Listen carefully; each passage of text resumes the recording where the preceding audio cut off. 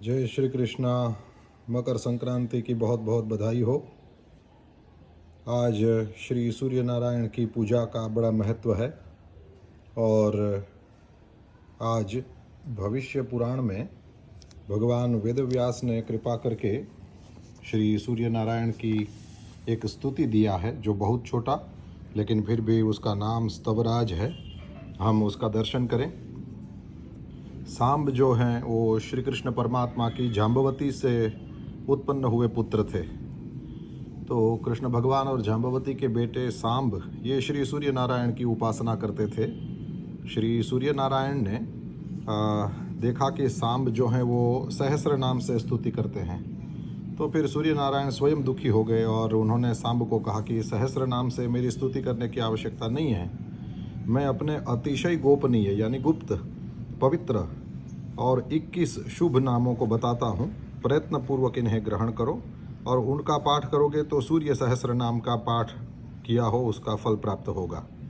ये 21 नामों का श्लोक है। ये इस तरह से है। वैकर्तनो विवस्वांश्च मार्तंडो भास्करो रविः लोकप्रकाशकः श्रीमान् लोकप्रकाशकः श्रीमान् लोकचक्षुर्ग्रहेश्वरः लोकसाक्षी त्रिलोकेशः कर्ता हर्ता तमिस्रः तपनस्तापनश्चैव शुचिः सप्ताश्ववाहनः गभस्ति हस्तो ब्रह्मा च सर्वदेव नमस्कृतः। इन नामों का अर्थ दिया है। विकर्तन, विपत्तियों को काटने और नष्ट करने वाले। विवस्वान यानी प्रकाश रूप। मार्तंड यानी जिन्होंने अंड में बहुत दिन निवास किया।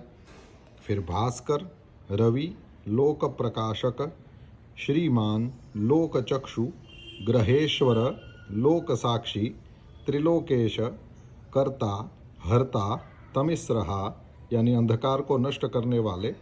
फिर तपन, तापन, शुचि यानी पवित्रतम, सप्ताश्ववाहन, गभस्ति हस्त यानी किरणें ही जिनके हाथ स्वरूप हैं, ब्रह्मा और सर्वदेव नमस्कृत। कहते हैं सांब ये 21 नाम मुझे अतिशय प्रिय हैं। यह स्तवराज के नाम से प्रसिद्ध है। यह स्तवराज शरीर को निरोग बनाने वाला, धन की वृद्धि करने वाला और यशस्कर है एवं तीनों लोकों में विख्यात है। महाबाहो, इन नामों से उदय और अस्त दोनों संध्याओं के समय प्रणत होकर जो मेरी स्तुति करता है वह सभी पापों से मुक्त हो जाता है। मानसिक, वाचिक और शारीरिक जो भी दुष्कृत माने दुष्कर्म हैं वे सभी एक बार मेरे सम्मुख यानी सूर्य नारायण के सम्मुख इसका जप करने से विनष्ट हो जाते हैं। यही मेरे लिए जपने योग्य हवन एवं संध्योपासना है। बलि मंत्र, अर्घ्य मंत्र, धूप मंत्र इत्यादि भी यही है।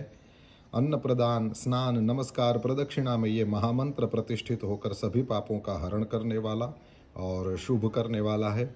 ये कह करके जगतपति भगवान भास्कर कृष्ण पुत्र सांब को उपदेश देकर वहीं अंतर्धान हो गए।